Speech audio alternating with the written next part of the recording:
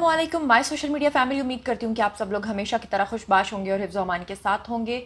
आज फिर से हमारे कौमी हीरो हमारे अब्दुल कदीर ख़ान यानी कि डॉक्टर अब्दुल कदीर ख़ान मोहसिन पाकिस्तान इस दुनिया को छोड़कर दारे फ़ानी रुखसत हो गए हैं, दारे फ़ानी कूच कर गए हैं।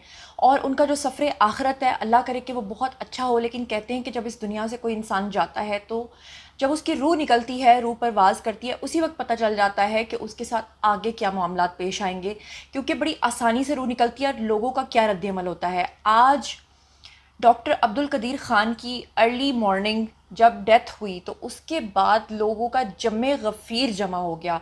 कहते हैं कि उनके जनाजे में, जो कि फैसल मस्जिद के अहाते में किया जाना है, उनको मदफून किया जाएगा, क्योंकि उनकी जो आखिरी वसीयत थी वो यही थी कि फैसल मस्जिद के अहाते में उनको दफन किया जाए। वहाँ लोगों का इस कदर जमे गफ़ीर था कि कहते हैं कि शायद इस्लामाबाद के इतने दरख्तों के पत्ते नहीं होंगे जितने लोग थे।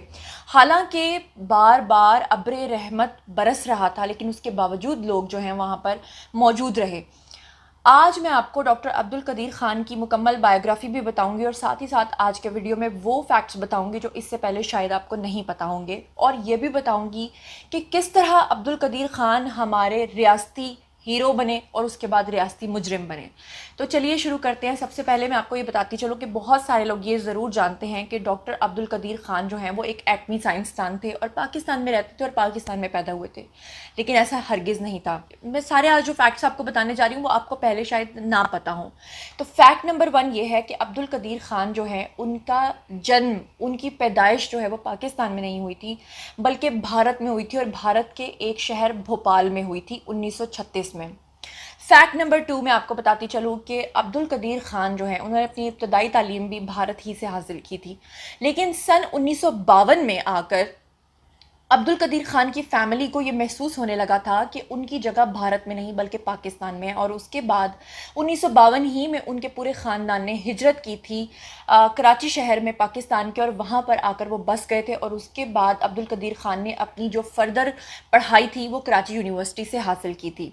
ये था फैक्ट नंबर 2। फैक्ट नंबर 3 की अगर हम बात करें तो मैं आपको बताती चलूँ कि अब्दुल कदीर ख़ान जो हैं उसके बाद वो बाहर के मुल्क यानी यूरोप शिफ्ट हो गए थे।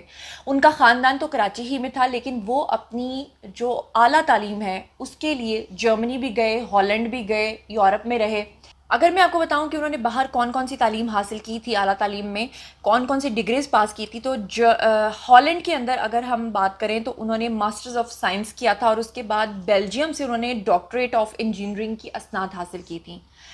अब हम चलते हैं फैक्ट नंबर 4 की तरफ। फैक्ट नंबर 4 ये है कि अब्दुल कदीर ख़ान हमेशा यूरोप में रहना चाहते थे, वहीं सेटल रहना चाहते थे, पाकिस्तान नहीं आना चाहते थे।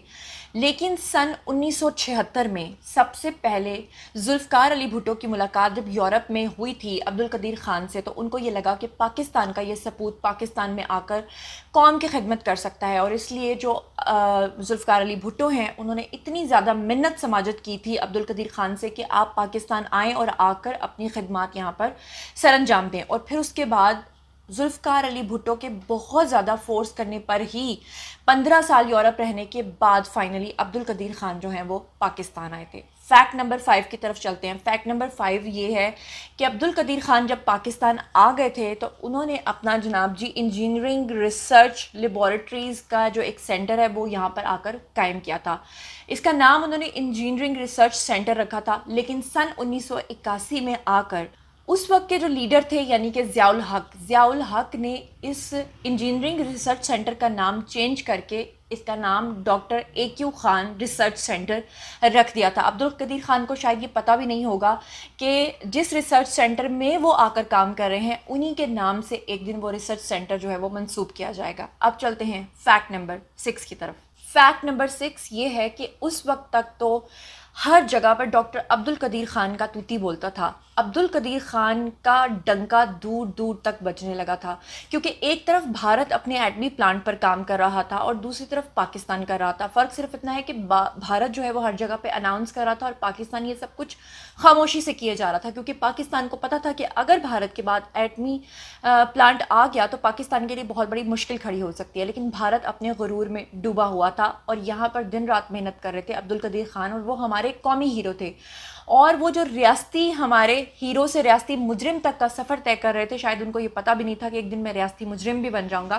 لیکن میں یہاں آپ کو بتاتی چلوں کہ جس وقت وہ ریاستی ہیرو بن رہے تھے اس وقت ان کو جناب عالی جن اعزازات سے نوازا گیا تھا، اس میں سب سے پہلے اگر میں آپ کو بتاؤں، یہ بھی آپ کو بتاتی چلوں کہ انہوں نے 150 سے زائد سائنسی مضامین کے اوپر کتاب بھی لکھی تھی، اور جناب عالی ان کو نشان امتیاز اور ہلال امتیاز سے بھی نوازا گیا تھا.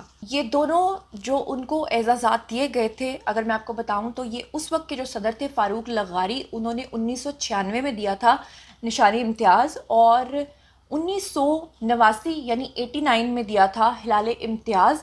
اور اس کے بعد یہ ہمارے ایک قومی ہیرو بن گئے تھے. یعنی عبدالقدیر خان کا نام جب کوئی نہیں جانتا تھا تب بھی لوگوں کو سب کو پتہ چل گیا کہ عبدالقدیر خان دراصل کون ہے. اور اسی وجہ سے ہمارے اس قومی ہیرو کو اس وقت آپ کو پتہ ہے کیبل سسٹم نہیں تھا، ڈش سسٹم اتنا زیادہ نہیں تھا، صرف ایک ہی چینل ہوا کرتا تھا پاکستان میں جو کہ سرکاری ٹیلی ویژن تھا، یعنی کہ پی ٹی وی تھا، اور پی ٹی وی پر ایز گیسٹ بلایا جانے لگا. عبدالقدیر خان سے 2004 میں پرویز مشرف کے دور میں یہ غلطی سرزد ہو گئی جب انہوں نے سرکاری ٹیلی ویژن پر بیٹھ کر جوہری پھیلاؤ کا اعتراف کر لیا.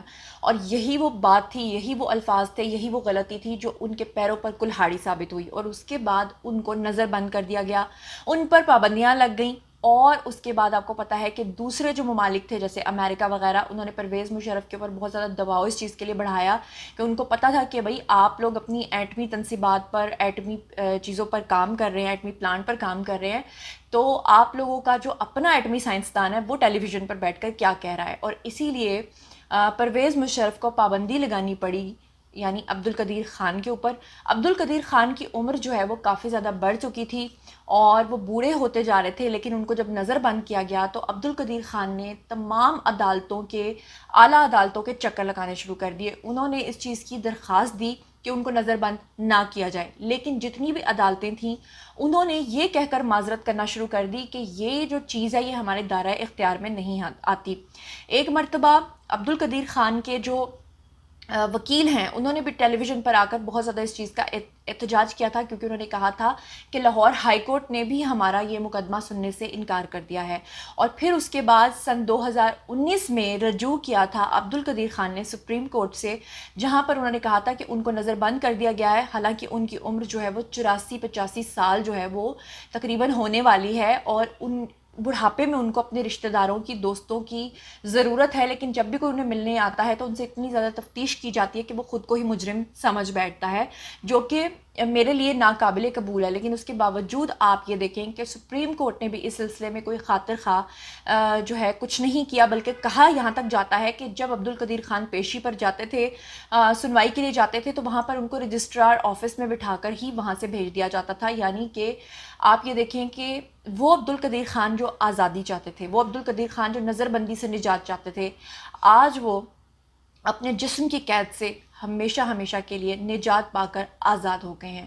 آج نہ انہیں کوئی سرحد روک سکتی ہے اور نہ ان کے اوپر کوئی پابندی کام کر سکتی ہے، کیونکہ آج وہ اس دار فانی سے کوچ تو کر گئے ہیں.